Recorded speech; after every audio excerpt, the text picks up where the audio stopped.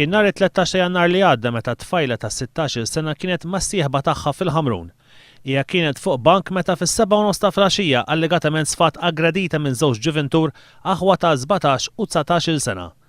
Skont it-tfajla l-attakk seħħ minħabba l-orjentazzjoni sesswali tagħha. It-tfajla sofrit ġrieħi serji f'sidra u f'wiċċha.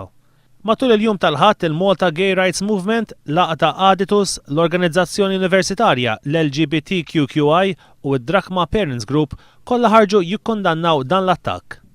Fis-qarja konġunta l-MGRM u l-Aditus qalu li attakk bħal dan għandu jiġi investigat bħala qatt ta' mibeda, iżda Malta għadha ma poġġietx dan it-tip ta' kriminalità bħala liġi.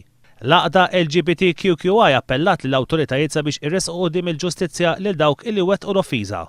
Id-Drachma Parents Group li huwa support group għal ġenituri u raba ta' persuni omosessuali saħaq illi s-soċjetà Maltija għandha tingħaqad flimkien u tiddefendi lil vittmi li sofru minn vjolenza fiżika minħabba l-orjentazzjoni sesswali tagħhom.